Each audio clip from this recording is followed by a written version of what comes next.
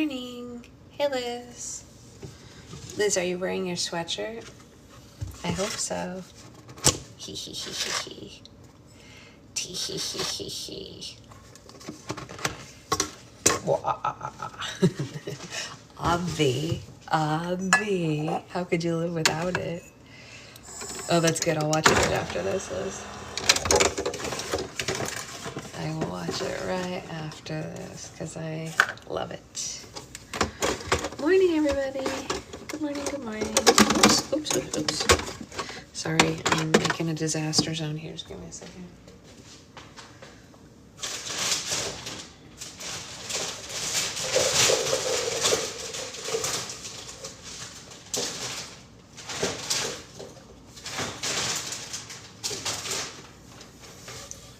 Good morning. It's a good day for a good book. Good day for a good book.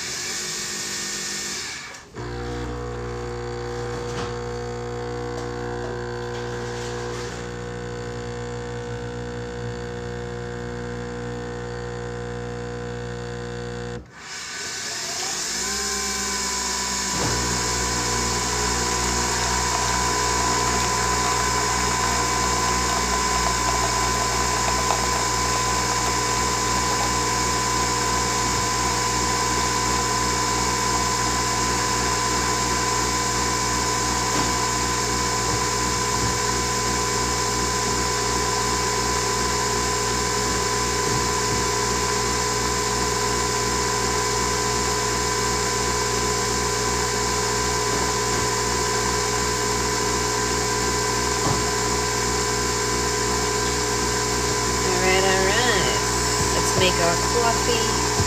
Let's do all our things. Let's have a great morning.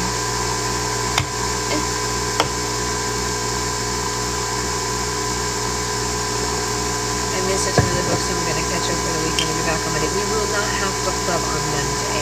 We actually won't have book club again until the 27th because Monday is my baby shower, and then Tuesday is Christmas Eve, and then Wednesday is Christmas and Hanukkah, and then on the 26th, my entire family is going to Disneyland. So we will be back on the 27th after today. Yes, that is the plan. Hey, Brittany. And then we will finish this book over the remaining 6 days of Hanukkah, which will be very fitting, I think.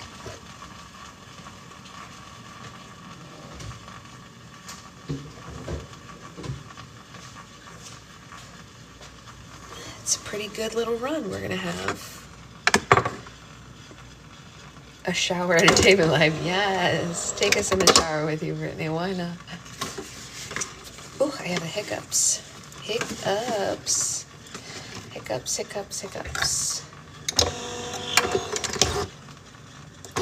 Which is,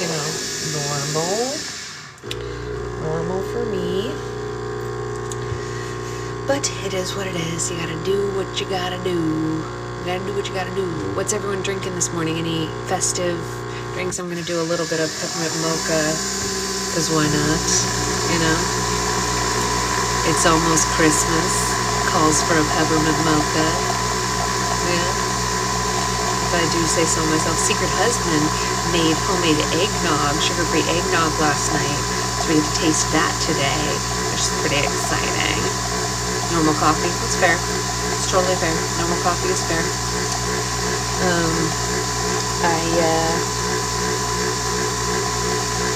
I'm also having normal coffee, just adding a little bit of peppermint mocha creamer because festives, doing the festive thing.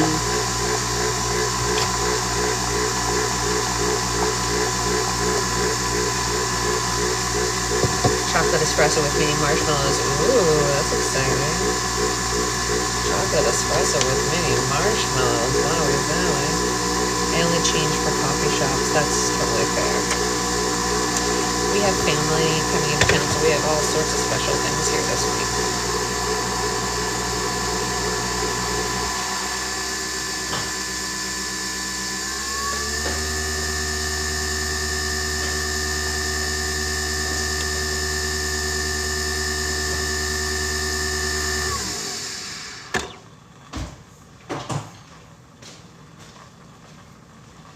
not gonna lie, unless I'm out of town, I don't really go to any coffee shops. Yeah, I pretty much make mine at home as well, Roxy. I've perfected the way I like it at home, so I don't really, unless I'm out of town and I need to go to a coffee shop because I can't make it at home, pretty much just make my coffee at home.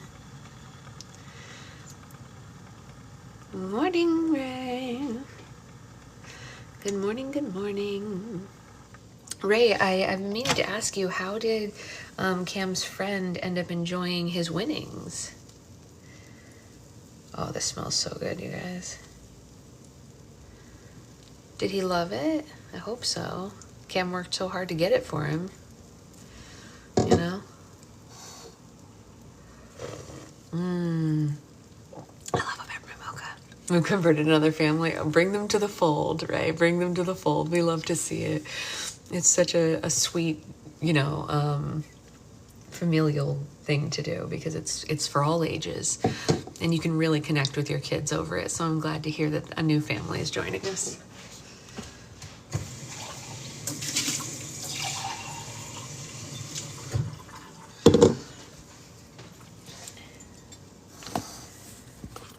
I got my mom playing with slime earlier. I love that. The amount of times I hear from people that either one way or the other, either they got their mom into it or they got their kids into it, or whatever. And like, I know a lot of people who are like, my teenager never talks to me, and then I pulled out slime and they were like, oh, and they're like all buddy now, and I love it. It's so sweet.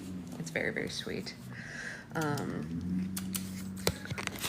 have to make one more slime gift today for, I questioned a couple of times how he liked it, and the mom didn't let him open it. Oh, really? Oh, no, he didn't get to open it on the days? Oh, sweetheart. That's sweet. Well, hopefully he'll love it when he gets it.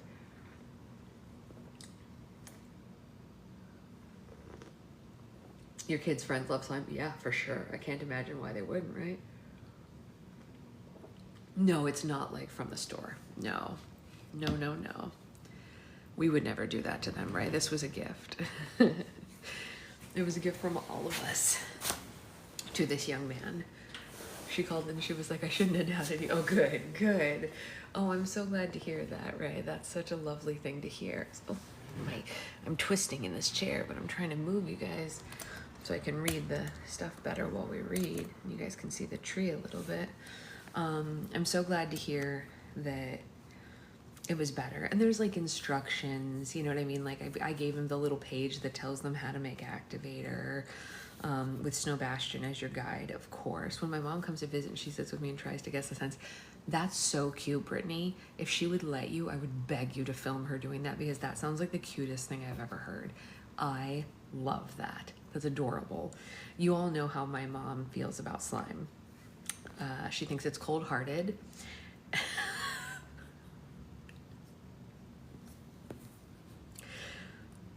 Oh, good, Ray. That's good. Yeah, it's one of those things. Everybody's mom is different. My mom is very supportive of my slime endeavors, but she does not want to touch it. That's her journey. All right, shall we get into it? I would say we shall. Today, we are reading, well, I don't know how many, you can try, yeah. I don't know how many chapters we're going to read today, because this chapter 19 says it's only 7 minutes long, and obviously we're going to read for more than 7 minutes. So I don't know how many chapters we'll get through, but we'll just keep chugging along. It's looping. If you swipe away and come back, does it fix it? Am I looping for anyone else? Is it just me like repeating? I'm back. You know what would be shocking? Emma can handle good hers with no issue. I love that. I love that for Emma. That's so sweet. Back now. Okay, that's weird. Sorry about that, you guys. I don't know why that happens sometimes, but I'm glad that it's not doing it anymore. So I'm going to get started on chapter 19, and we will see what happens to Jacob and Rachel. Rachel awoke to a hazy winter sun stretching through the windows, and on the street below her apartment, a delivery driver was blasting Christmas music. Normally, the cheery holiday tune would bring a smile to her face, but today she couldn't even muster the energy to hum along. Her CFS was flaring. Rachel groaned at the realization. It was only her second day volunteering, and already her body was failing her. All-encompassing fatigue stretched all over her body, and she knew she should stay in bed. She knew she should rest, but she couldn't bear the thought of losing her matzo ball ticket. Dragging herself out of bed, she was determined to push through. She threw on a pair of sweats and pulled her unkempt hair into a ponytail. She hated how she looked with her hair up, the way the style accentuated her large nose and weak chin, but Rachel was far too exhausted to focus on vanity this morning. She just needed to survive 7 more days. 7 more days loaded down with coffee, popping medically prescribed stimulants, finding chairs, cutting precious energy corners, and then she would be free of this nightmare. Hey, Nikki, we barely just started. We're like 1 paragraph in, so you didn't miss much. Inside the Four Seasons, Rachel no longer had to ask for directions. She knew the way. Winding through the maze of hallways and back rooms, she returned to the closet that kept the matzo ball costume. The thought of wearing the smelly monstrosity for another 10 hours was almost too much to bear, but she forced herself to march forward, pulling it on over her clothes. The room was a fury of activity. Men stood on ladders, wires, lights draping down onto the floor. Women raced back and forth, barking orders into Bluetooth devices fashionably situated into their ears, and Rachel scanned the room, looking for her arch enemy. Instead, her eyes landed on a 10-foot menorah being set up by a team of 3 in the center of the room. Rachel watched as they worked to affix the shamash, the tallest branch, with the help of a small ladder. No worries, Nikki, you literally missed like 1 paragraph. It's like she woke up and heard Christmas music outside the window. That was it. Well, do you like it? Jacob asked. Rachel turned to find him standing behind her. He was all pep. Even first thing in the morning, he was bouncing on the toes in his loafers. Rachel turned back to the menorah. It's lovely, she admitted. Is that like glass? Acrylic, he said. It's actually more durable than glass, and it weighs 50% less. Once the menorah is finished, we'll set it up on the stage, but it should give the appearance that the flames are floating. She finished the thought for him. Yeah, exactly. It's beautiful. Honestly, Jacob, it's very clever and very you. Jacob didn't say anything. Instead, his eyes narrowed in on her face before edging upward toward the high ponytail she was wearing. Rachel bit back a tiny sigh. She knew she was a total mess this morning, and Jacob swallowed. You look... Yeah, I know, she said, cutting him off. Nice, he finished. Rachel could feel her heart skip a beat. Did he really just compliment her? That seemed impossible. I didn't shower, she said, not meaning it to be so forthright. Jacob smiled, a quick uptick of his lip. Seeing his enjoyment at her words cooled her embarrassment. Besides, her hair was nothing compared to the getup, and even that was just a matzo ball costume. It wasn't the worst thing in the world to ever happen to her. Jacob clapped his hands together. I hope you brought your pep this morning. Rachel lied. Always do. Great, Jacob said, waving her to follow him down the hallway, because we have a very special assignment for you today. Jacob led her past the giant menorah, behind the curtain, and up a long accessibility ramp where they came to a closed door located just behind the main ballroom. He pointed with both thumbs at the door. I want you to understand that the people in this room, they are silver level guests. It's very important that they're happy. If they want food, you get them food. If they want entertainment, you provide them with entertainment. Your job, and the only thing that I am even expecting of you, is to make them happy. Is that understood? Yeah, of course.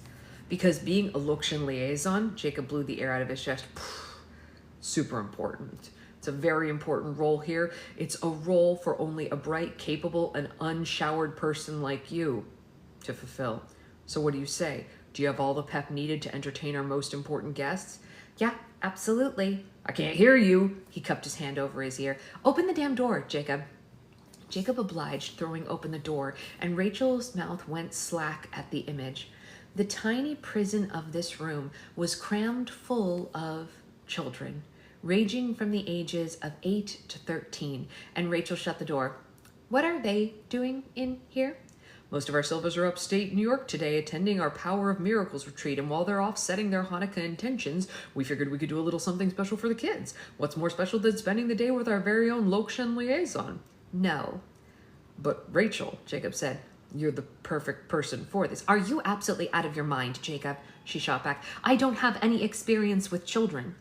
Rachel turned, attempting to flee, but unfortunately it was all for naught. She couldn't get very far in the large and uncomfortable costume. Jacob easily caught up to her and blocked the exit on the ramp, attempting to reason with her. Wait. You're telling me that you were never a camp counselor at Camp Ahava? Rachel was flustered. Of course I was.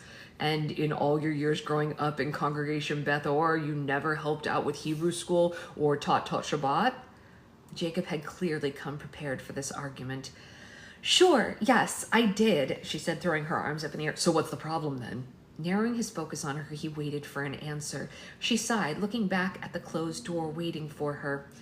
The truth of the matter was that Rachel did love children. She loved their carefree spirits, their sticky fingers, and their brutal honesty. And since being diagnosed with CFS, however, she simply didn't have the energy for them. Even when she visited her brother in Los Angeles, she could only spend a few hours visiting her nieces and nephews before crashing completely. Rachel feared that little ones, like falling in love and getting married, would never fill the pages of her story. Not that she was going to explain her rationale for avoiding children to Jacob. He was a normal, a healthy person. It was impossible for somebody like him to understand. Still, she knew in her kishkash how to make the best of a bad situation. She had plenty of reasons to force a smile and push through this terrible no-good task. Lifting the bottom of her foam skirt, Rachel stomped towards the door to meet Jacob's challenge. Okay. Chapter 20.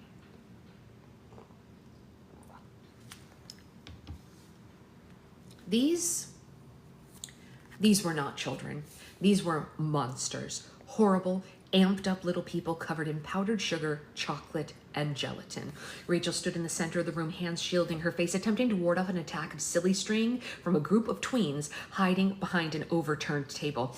That is enough, Rachel shouted, pulling silly string from her. I'm serious. I'm going to call all of your parents. But it was no use. The young VIP guests of the Matzah ball had no intention of listening to her. No matter what Rachel offered them in terms of entertainment, games, songs, pizza, they all rolled their eyes and openly expressed their disgust. And now, in an effort to entertain themselves, the children had devolved into their true forms. Rachel spun on her spot, her painfully obtrusive costume a major hindrance as she attempted to gain control of the situation. A group of middle school girls jumped up and down on a sofa, snapping inappropriate selfies. An 8-year-old boy with his back turned to her pulled down his pants and urinated into a potted plant. All of this would have been terrible but bearable had it not been for the 3 middle grade boys crouching down behind an overturned table. She knew that these boys were going to be trouble. She knew Red, Freckles, and Pharaoh. Those weren't their real names, but after 3 hours with the vile and repulsive creatures, that is what Rachel had referred to them as. Red, because of the color of his hair, Freckles, because of the Matzah-like pattern of dots splashed across his nose, and Pharaoh. Oh, Pharaoh was the worst. It wasn't just that he was the quietest kid in this dystopian bad boy trilogy. Pharaoh had a tendency to smile sweetly at your face and make you think that he was going to bring Red and Freckles over to your side before ducking behind your matzo ball costume and kicking you straight in the butt. Pharaoh was destined to live a long and happy life in prison. Come on, Rachel said, attempting to wave them away from their game of silly string. Come out from behind the table. You know that the Four Seasons people are not going to appreciate you turning their furniture into a fort. Red launched a jelly donut at her head. Rachel attempted to duck, but the heinous costume prevented any movement. The donut landed with powerful force at the center of her chest, splattering red jam all over her heart. Hey, look, Freckles said, shooting up from behind the table. We murdered the matzo ball.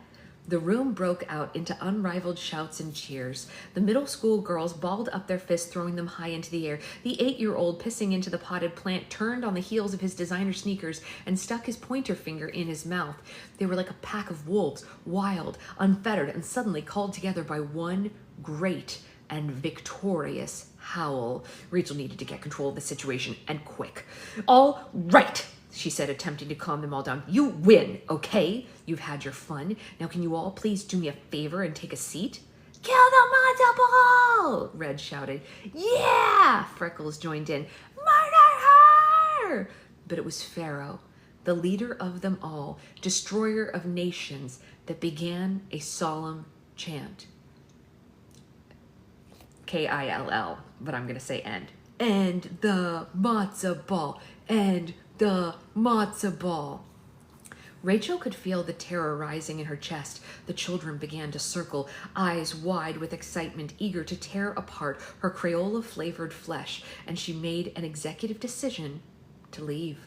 Backing up toward the exit, hands outstretched, she attempted to appeal to their sense of humanity. Listen, she pleaded, opening the door to leave. I just need to step out for a minute. I'll be right back. You all like ice cream, right? How about I order you a dozen banana splits? Rachel came to a full and complete stop. She was stuck in the threshold. This was not happening. Her heart began to pound. Her head was suddenly on a swivel. There had to be some other way out, perhaps a window or a human-sized air duct, the kind that only exists in poorly written action movies. But when she searched the tiny room, she found she had nowhere to run. She was affixed to the door like some grotesque Hanukkah mezuzah. We can talk about this, Rachel said. Let's come to some sort of agreement. Granted, getting stuck in the door at the Four Seasons had become a common problem for Rachel since being tasked with wearing the matzo ball costume, but what had previously been a frustration now morphed into a life or death situation. The children were getting closer. The 8-year-old with the incontinence problem was fiddling with the strings on his pants. There were many terrible fates that could befall a person, but today was not the day that Rachel Rubenstein Goldblatt was going to get urinated on. Gathering up her energy, she sank down into a squat position inside her costume. The action would need to be purposeful and intense if she wanted to dislodge herself from the door. She made a plan in her mind. She would leap like a track and field athlete, going up as high as possible before throwing all of her weight backwards and through the door. It should work. If her one semester of college-level physics had taught her anything, it was that an object in motion tended to stay in motion. No worries, Nagisa, I always do. Rachel jumped. With all the power she could muster, she launched herself up and back, popping out of the door frame. A rush of cool air brushed across her smiling cheeks. She was free from the fettered chains of Pharaoh. She was floating backwards, eager to escape the wild horde of children still chanting for her death. But she had made a mistake. In her careful calculations regarding the... I know, same, Ray. In her careful calculations regarding extrication, she had not accounted for a landing. Any feeling of victory was short-lived. A new dread suddenly overtook her.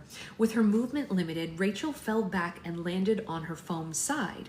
No one was at fault for what happened next. It was simply physics, the will of the world, like nature bringing rain showers on an otherwise pleasant day.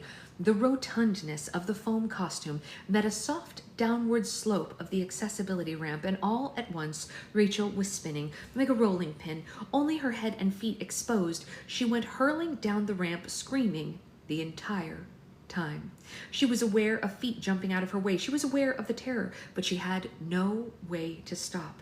No way to put her arms out of this hideous costume and dig her knees into the carpeting and anchor herself to the ground. She flew into the main event room, crashing into the newly completed 10-foot menorah like a bowling ball hitting a strike. A lightweight acrylic base fell over. An explosion of silver bars, bolts, brackets landed all around her. Rachel was in shock. She heard gasps from the crowd of onlookers and felt worried hands attempting to pull her from the rubble. Breathing a sigh of relief that she was even still alive, she wiggled all her extremities. Okay, thankfully nothing was broken. No part of the menorah had landed on her. The same rotund form that had sent her propelling down the ramp had also shielded her from any injury. Jacob pushed through the crowd. Are you okay? She was lying flat on the ground. The reality of the situation had not completely sunk in. Don't move, Jacob said, kneeling down to take her hand. You're bleeding. Just stay still. We're going to call an ambulance. Was she bleeding? Rachel blinked, taking stock of her body, checking for cuts and bruises. Her eyes landed on a large red stain at the center of her chest. Her heart jumped at the sight. That was it. The end. Her grand finale, death by 10-foot menorah while wearing a matzo ball costume, and Jacob edged closer to squeezing her hand tight. He smelled good, clean, like soap instead of cologne. She marveled at how a person who could provide such comfort could also be the source of all this abuse. God, how she hated him. It's jam, Rachel coughed out. What? It's jam, you schmuck. Rolling away from him, she hoisted herself up, which was not an easy task. The costume made her movements jerky and spasmodic. She looked like a doll on strings, balancing haphazardly and trying to find her footing, but she was determined to maintain some amount of pride. Arching back her shoulders, she found her equilibrium, taking a deep and centering breath, and she shook the shock from her body. Volunteers stood by, hands covering their mouths. Her eyes landed on Jacob. He was talking and muttering about how she needed to sit down. His words sent her into a blind fury. She was done. Done with this man. Done with the stupid matzo ball and his stupid get tickets. There was only so much one person was capable of taking. Rachel, Jacob said, hands outstretched. Let me help you. No, she said, picking up one of the branches of the menorah and holding it out like a weapon. Don't you touch me. Don't you dare come near me, Jacob Greenberg. And Jacob came to a stop at the center of the room, and all eyes were on them now. You, Rachel seethed, you think you're so funny. You think I don't have better things to do with my time than wear this stupid, stinky, ridiculous costume around for laughs. Are you happy now, nearly getting me killed? No, I didn't think. Shut up, she snapped back at him. Jacob obeyed, snapping his perfect lips shut, but suddenly his acquiescence to her demands did little to calm the storm raging in her belly. In one fell swoop, Rachel tore off the costume. With heaving effort, she brought it over her head and let it slump to the ground in a defeated heap of foam. Her audience gasped in horror, and then just for good measure, she stomped on it 12 times, beating it mercilessly with the menorah branch until she was fully out of breath, purple paint and matzah crumbs splattering all over the floor. But even with that terrible costume laid to rest for all eternity, Rachel was not done. Pushing her half-undone ponytail out of her eyes, she met her tormentor's eyes directly. You know, Jacob, she said, people change. They grow up, they learn, and they become kinder and better people. But you haven't changed at all. You're still that horrible little boy that I met at Camp Ahava all those years ago. You might have fooled all these people. You might have made them believe that you're fabulous with your good looks and your tons of money, but I know who you are, and you aren't worth it. Rachel tossed the menorah branch down to the ground and headed for the exit. Well, where are you going? Jacob called out for her. I quit. And outside the Four Seasons, Rachel did not waste a second pulling out her phone. Her hands were shaky and she dialed Mickey, and he picked up on the first ring. Well, hey, beautiful, he said, cheery as ever, and she could barely form the words before tears started. Jacob, she hiccuped, and his stupid costume, and then I grasped the menorah, and I almost died. I'll be right over, Mickey said, and he hung up the phone. Rachel stood on the street corner and hailed the first cab she could find. She needed to get home. She needed to see her best friend since forever. Mickey would make it all better. He would come over, open a bottle of wine, and let her collapse into his arms. She would save all her tears for him, sob into his chest, reveal her sordid details of the last 2 days of the Lokshan liaison. It didn't matter that her life was a mess. It didn't matter that there were no happy endings in her future. She still had her best friend. Not even Jacob Greenberg could take that from her. Jacob felt terrible. Sitting in a makeshift office in the Four Seasons, he buried himself in paperwork, pretending to go over Excel spreadsheets. And though it was well past dinner time and most of his staff had left for the day, he did not want to return to his Bubby's apartment on the Upper East Side. He couldn't stop thinking about Rachel. Picking up his cell phone, he tried to call her again, but it went right to voicemail. Jacob wasn't surprised. He'd called Rachel every hour on the dot to apologize, just like he had texted her 3 different times, checking to make sure she was okay. But his efforts were for naught. Rachel was ignoring him. Pushing the paperwork away, he stood up, stretching through his anxiety. He took 3 deep and centering breaths. Her words were echoing in his ears. He hadn't changed. He was still that horrible little boy she had met at Camp Ahava. He wasn't worth it. Although he didn't want to believe her, Jacob often wondered if there was some deep flaw inside himself that made him unlovable to others. He shook the thought away. He was not the type of man to sit around feeling sorry for himself. The costume had just been a joke. Just some light-hearted fun to break down her walls. It wasn't his fault that Rachel was so damn serious about everything. Besides, it was better for everybody that the thing just ended before it had a chance to start. Thank you, Gigi. That's a very sweet compliment. I really appreciate you saying that. If I ever thought that that was a possibility, I would totally do it because I do find it a lot of fun. Glancing down at his cell phone, he put the ringer on silent and buried it deep in his pocket. It was time to sit Shiva for Rachel Rubenstein Goldblatt. In his mind, he covered all the mirrors and ate hard-boiled eggs, and then, just as he had done after his own mother's death, he settled on getting back to work. The first thing Jacob needed to tackle was the broken menorah. Leaving the makeshift office, he headed to the main ballroom. Shmuel was on his phone, arguing vehemently with someone. Moishe, whatever it costs, we're willing to pay. Jacob could tell by the sound of his colleagues pleading that this was not good news. The team of Judaic experts that Shmuel had found were no longer available. Jacob and Shmuel would have to fix the broken menorah on their own. Kenzie, did you get the butter slime from me or from somebody else, or did you make it? Because who makes it and how it's made makes a big difference on how you fix it. But dry butter slime is generally fixed with lotion, but if you bought it at the store, that's probably not the case. But if you got it from a homemade Slimer, lotion should be good.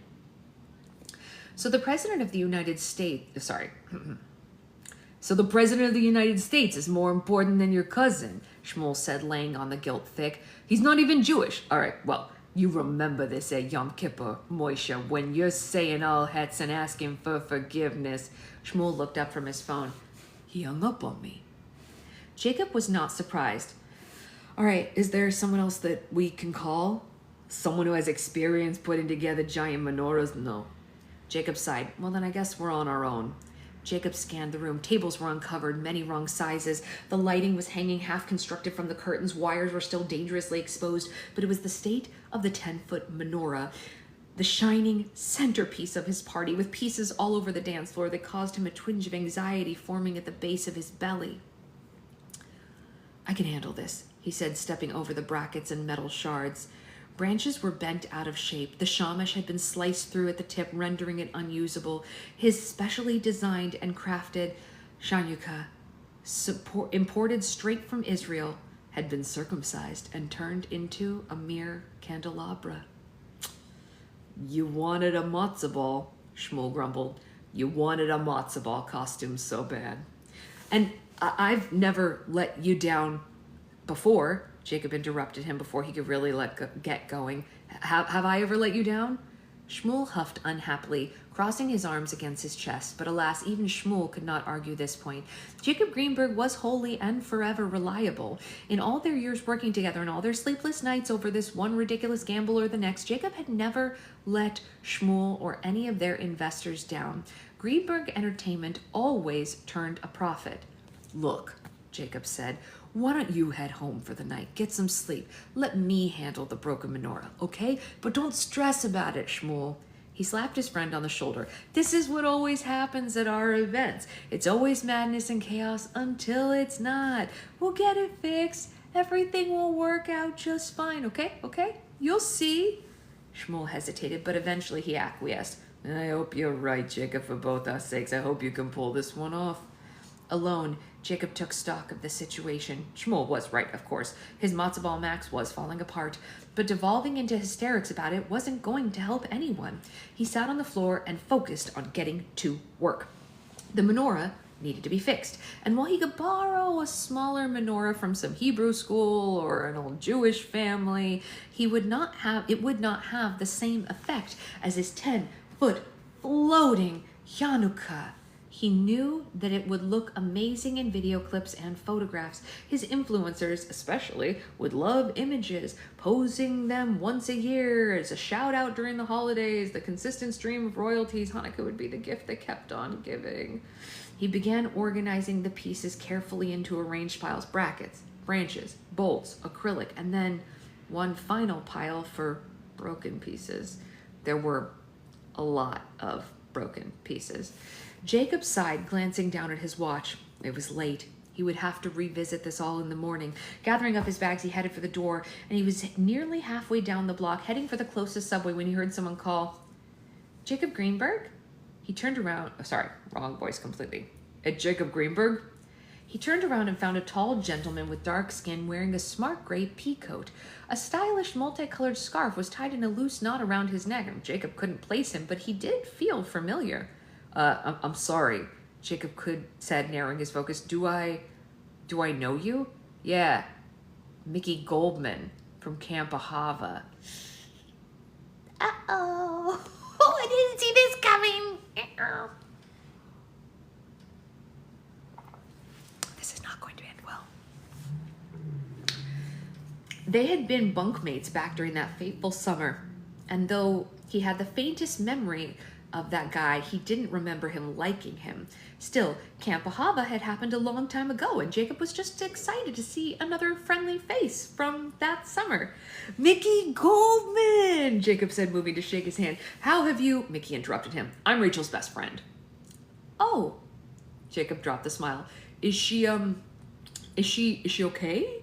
"She's fine," Mickey snapped back. "No thanks to you. I mean, seriously, dude, what is your problem? Don't you think we have enough schmucks in New York City? You need to fly in from Paris and add one more for us?" No, I didn't mean anything." "Oh, you meant something by it." Mickey pointed his finger directly in Jacob's face. Whether it was intended as a threat or not, Jacob wasn't certain. Mickey had gone from an awkward adolescent to a full-grown man. He was taller than Jacob now, and he could certainly hold his own in a fight. And although Jacob wasn't really interested in fisticuffs on the streets of Manhattan, the thought crossed his mind that Rachel was lucky. She was lucky to have her family. She was lucky to have Mickey. The whole world showed up for her and fought for her.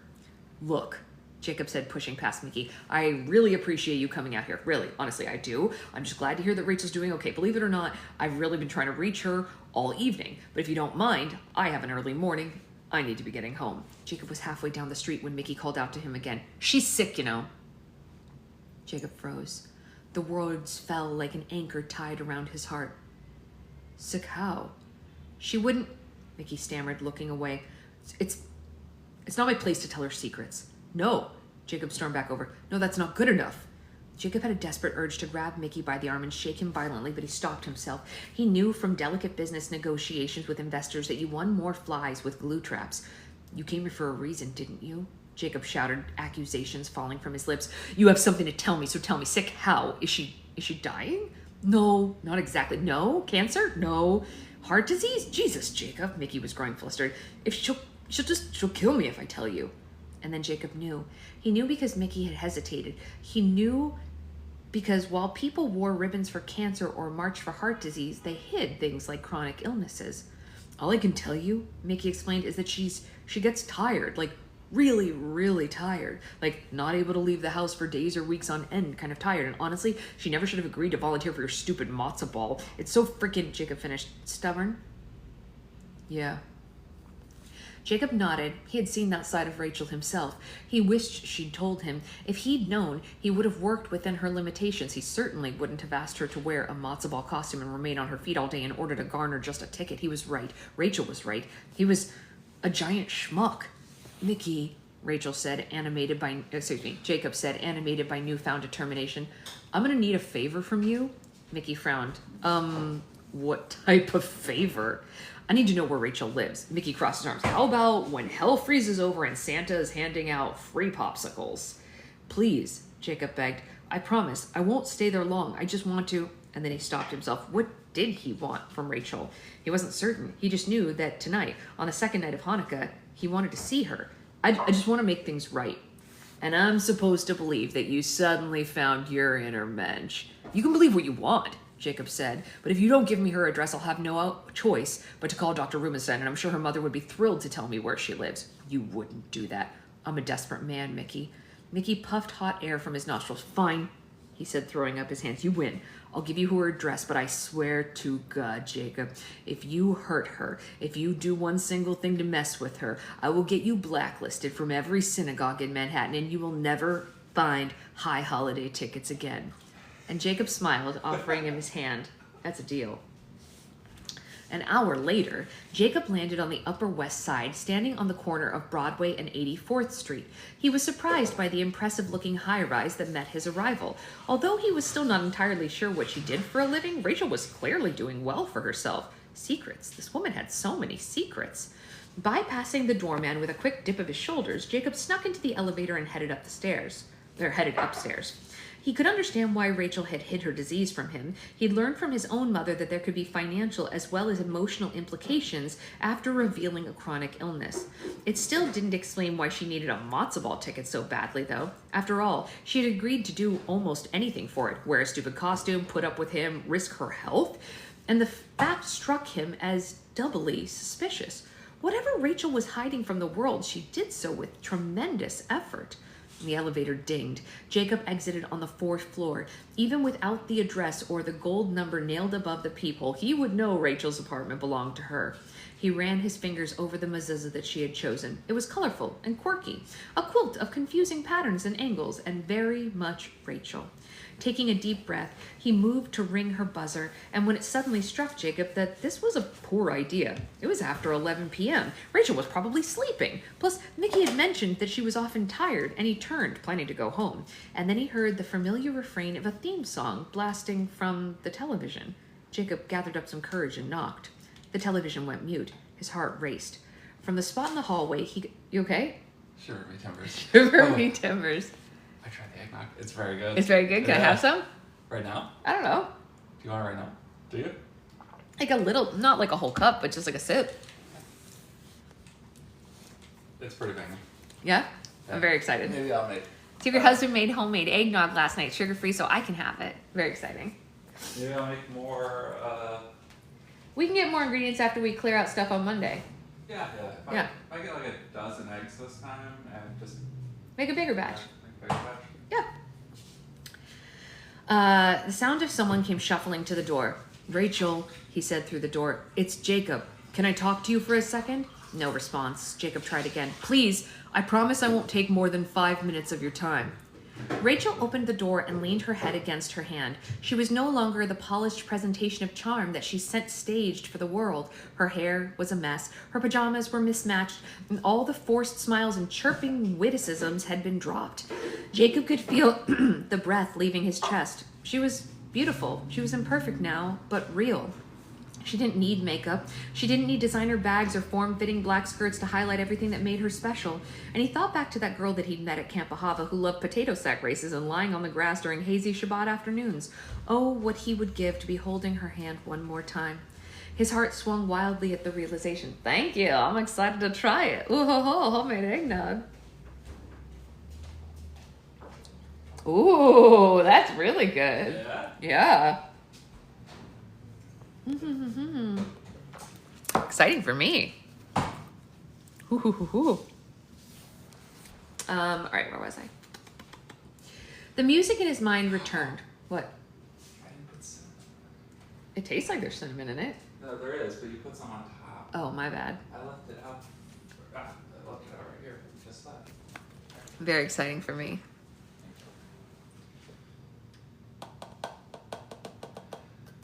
That's what it's supposed to look. All right, now I have cinnamon on top. Ooh. All right. The music in his mind returned. Somewhere, Crazy in Love by Beyonce played on repeat in the background. He could almost feel the braces back on his teeth. It was the way their first kiss clashed and clanged together, making sparks in the night. She tasted like Bamba and bubblegum back then. Did she still taste that way? Jacob snapped back to reality. Hey, look, your friend came to see me this evening. My friend? Rachel blinked. Mickey? She bit her lower lip. His mind swirled. He had so many things he wanted to say to her, so many questions he needed to ask her, and he felt incapable of pulling out words, so instead he just peered past her into his apartment. The place was a mess. Littered laundry all over the floor in tiny heaps. Her coffee table was peppered with medicine bottles. A half-eaten carton of Chinese food sat uneaten on the window counter, and it reminded him of his mother on her bad days when she was in too much pain to clean. You should have told me that you were sick. Her mouth fell open. Frickin' Mickey! Don't be mad at him, Jacob said, trying to assuage the situation. He obviously cares about you a lot, and I just wish that you would have told me I don't know, maybe then, Rachel cut him off. Then what? Then you would have treated me with some respect, that you would have treated me like a decent human being from the beginning with that stupid matzo ball costume. You didn't realize that was just a way to humiliate me? No, look, it wasn't to humiliate you, Jacob said honestly. How could he explain this? He found her impossible, confusing, beautiful. She was like the mezuzah on her doorpost, beautifully crafted case guarding a secret scroll inside. Look, I just wanted you to be honest. Honest? Rachel scoffed. I am completely honest. Well, then why didn't you tell me about your disease? Jacob snapped back at her. Or why you really want a ticket to the matzo ball. Or what you actually do for a living. Because not for nothing, Rachel, this is a really nice apartment for someone who lives in New York. Fine. She threw up her arms. You want to talk about honest, Jacob? Let's get honest. You put me in a ridiculous matzo ball costume. You turned me into a freaking meme. How in the world is humiliating me and nearly getting me killed supposed to make me want to be honest with you? Because it worked at Camp Ahava. What? What are you talking about? Come on, he said, frustrated. Don't pretend like you don't remember all summer, all the games that we played, all the pranks that we would pull, and beneath the prank where we were friends, Rachel. We were real with each other. And you, no. She stepped up to stop him. We were never friends. All right, you're right, he said, leaning in close to her, close enough for a second kiss. We were never friends. We were a lot more than friends, Rachel. And you broke my goddamn heart. Her face went white and she stepped back. What? Jacob rolled his eyes toward the ceiling. Now you're going to pretend like you don't know. Know what? She snapped. That you never know when a joke is over?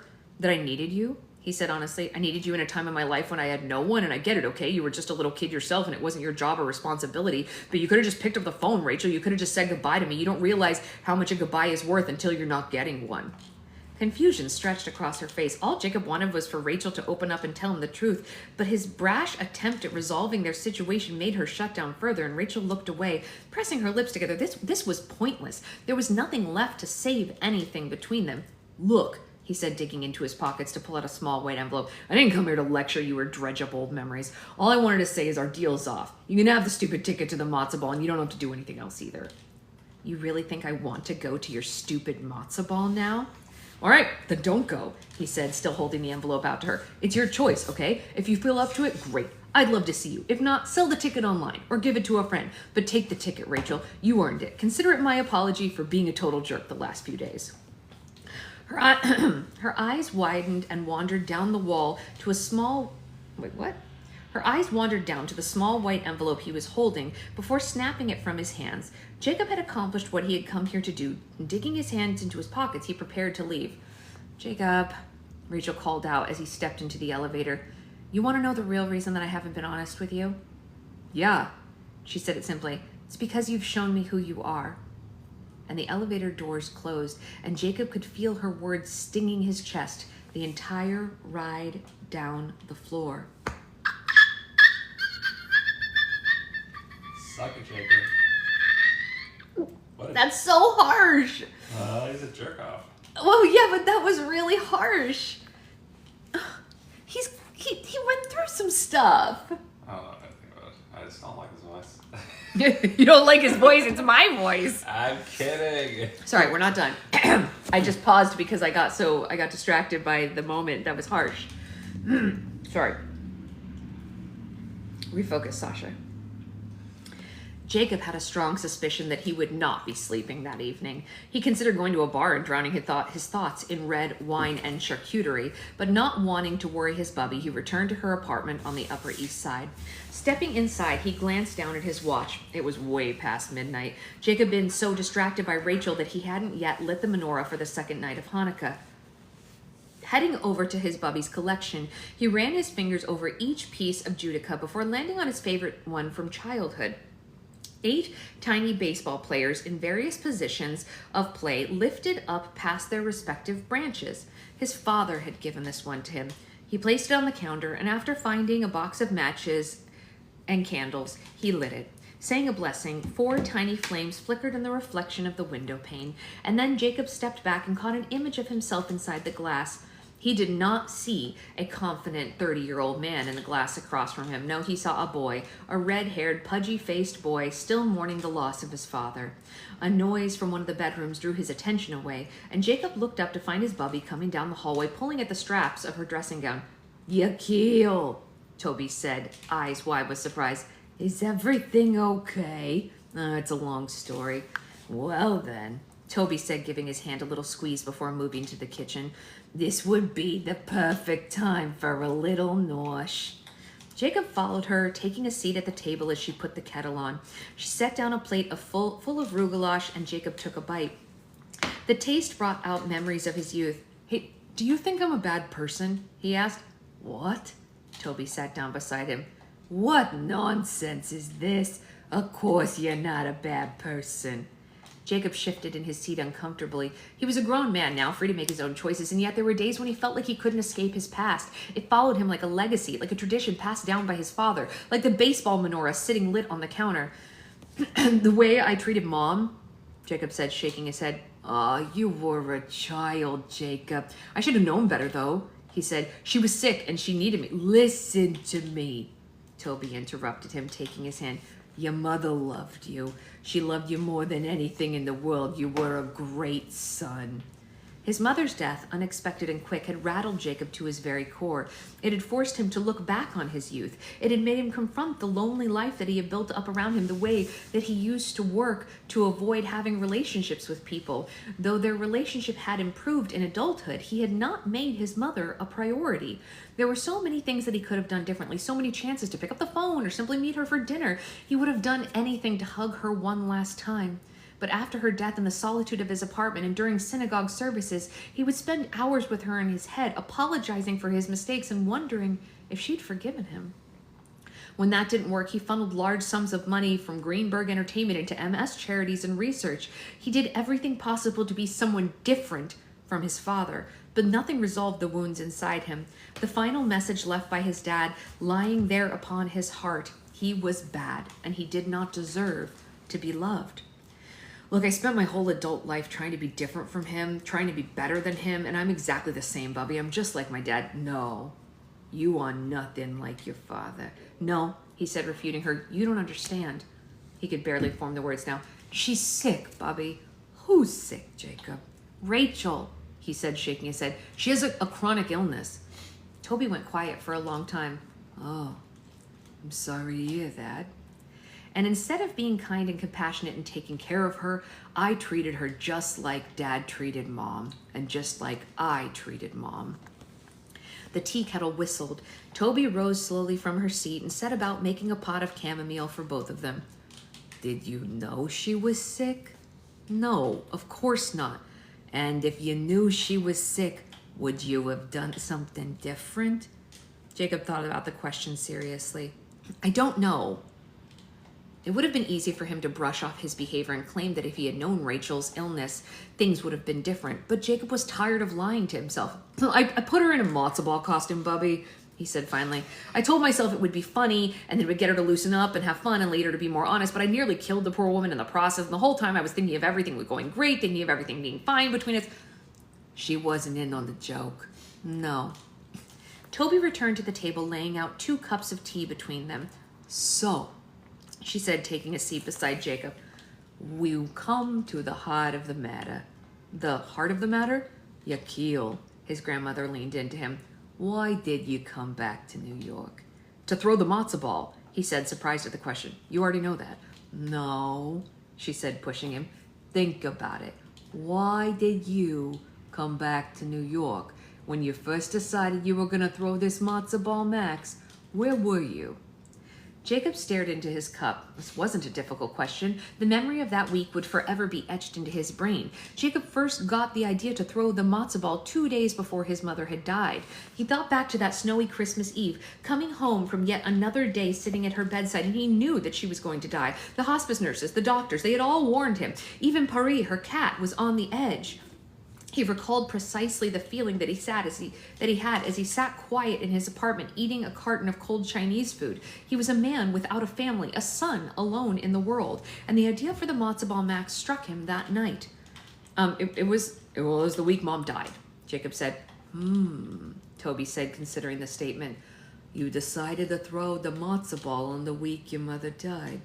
So? You could have thrown the party anywhere in the world, Los Angeles, Tel Aviv, even Paris, but you chose to come back to New York. You chose to come back to Manhattan, a place you haven't visited in over 18 years. Well, I have contacts in New York. It just made sense. You asked Rabbi Aaron Goldblatt, the father of your first love, to light the 8th candle at your party. You didn't just ask him, Yakil. You physically went to his house for Shabbat dinner. You go to a place where Rachel Rubenstein Goldblatt might be, and you finally reconnect with this girl who broke your heart, and you're going good, everything's good between you, and then you put her in a matzo ball costume. I can't let this feel. He did. It was very, very rude. He shouldn't have done it. So funny. Made from the costume your father, who abandoned you, gave you all those years ago. Jacob felt his heart sink. Oh.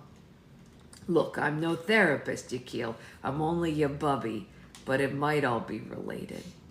Jacob could feel his head swirling. His bubby was right. He hadn't been able to see it, but when she laid it out all on the table before him, his actions did seem so clear. Of all the things he'd done, of all the choices that he made, he was never really about throwing the matzo ball. What Jacob had wanted to do was confront the people and the places that had shaped him, to prove, and perhaps naively, that he had conquered these experiences of his youth. I'm an idiot, Jacob said, shaking his head, and Toby touched his wrist gently.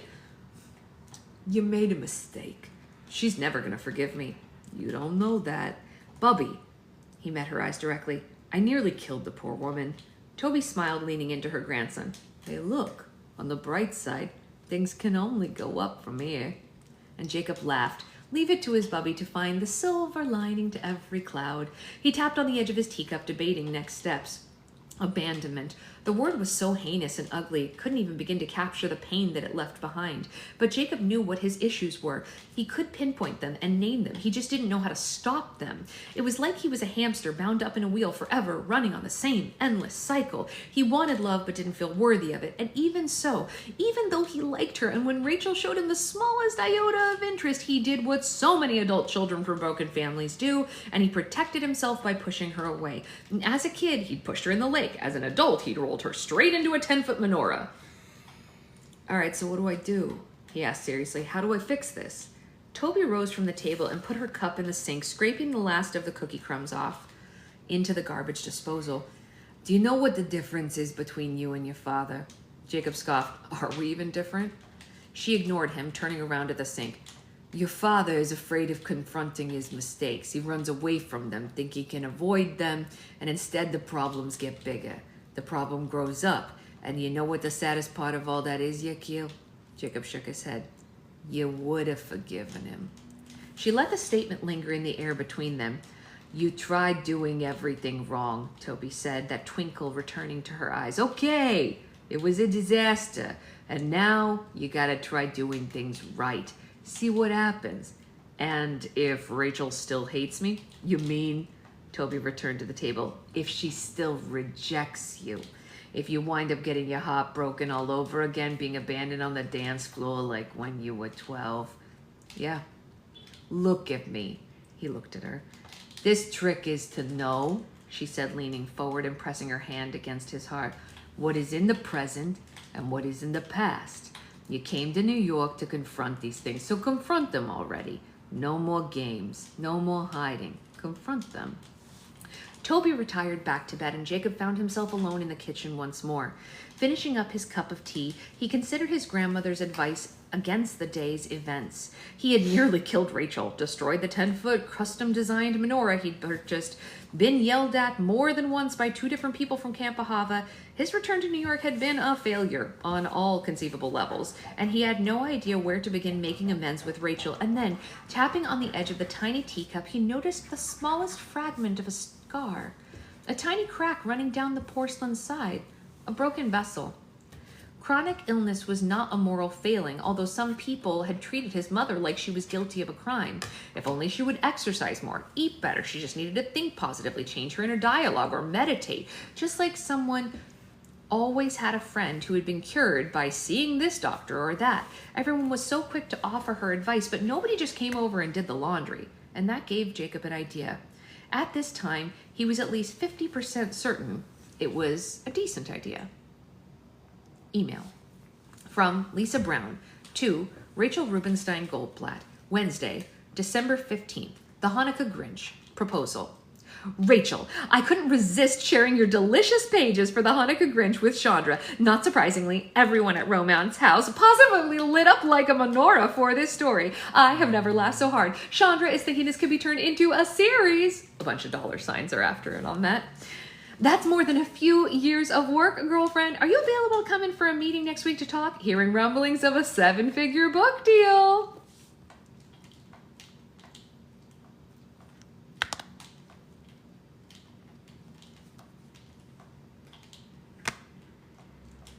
That's where we're at.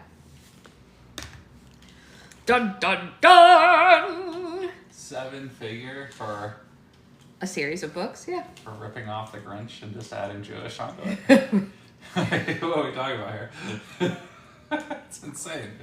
Hey, look, would that we were all so lucky. I wish that my book was... How far are we into the book? I don't know. Let's see. Let's check, Avery. Just steal Dr. Seuss's IP, and apparently you'll get a 7-figure book deal. I would like that. We are 54% into the book. We all love Secret Husband's commentary. I also love this story, Gigi. I am totally all in on this book and can't wait to read more by this author. I love her. We are 54% into the book. Chapter 24 will be our next chapter that we read next week. I will upload this, of course, for anyone who missed it. And then our next book club, just so you guys remember, will be on the 27th. What about your Kindle book and goals? What do you mean by that, Roxy? Can you clarify for the month? I don't really set monthly goals for reading books. I set a year goal, but I way surpassed my year goal for reading. I told myself I wanted to read 75 books this year, and I think I've done 225 or 125. So I've gone way over. I've gone about 50 over my goal. So I'm not really worried. I'm going to finish whatever I can finish before the year's over, but I'm not like pushing myself to like read like crazy or anything, because I hit 75 back in August, I think, or July. So like I'm not stressed. But I have 2 books that I'm reading right now. I'll probably finish them before the end of the year. For my book, oh, please, girl, don't even talk to me about my book. Sad days for my book. I'll finish it someday. It's been a busy, hectic couple of months. But, you know. Beat yourself up over that. At the very least, at least I'm getting more audiobook chapters done of The Prince of Oregon. So the book that I have already published. Not for nothing, you did put out a book this year. I did. Yeah, no, she's talking about how much my book doesn't sell a lot on Amazon every month. Usually about 5 books sell on Amazon every month, which is, I mean, not unusual for an indie author. It's not a lot, but at least people are reading it. Yeah, I mean, it is what it is. You can only do so much as an indie author because you don't have the backing of a publisher to get it into stores and stuff like that. Even most indie bookstores will not take something unless you're on Ingram Spark. And I've had trouble with Ingram Spark. Like they had like some issues with like whatever. I can't even remember. I think it's because I put it on Amazon first or something like that. They didn't want the content. It's like a whole long thing. So it is what it is, you know. The good news is I've sold more than my goal was for the year of my book, so that's nice, but it's never going to be like a money-making thing. The book is always just going to be something I did, and it's great, and now I have to keep doing more and hope that they pick up. It is what it is, you know. It's not, if you know someone who likes reading it, suggest it to them. Yes, the audio is getting worked on. So anyone who's looking for the audiobook of The Prince of Oregon, I think I'm up to chapter 10 on that now, which is good. We're just going to keep chugging along, and I'll keep recording more chapters of that. Of course, I will post every time I post a new chapter. I will let you all know because that's important for those of you who have the links for that. And then hopefully, you know, when my brain returns to some kind of working capacity, I'll be able to write the next one. We'll see. You know, but have a very happy holidays, Merry Christmas or a happy Hanukkah, because they are literally the same day this year, depending on which you celebrate. And I will see you all for book club back again on the 27th. Bye, guys.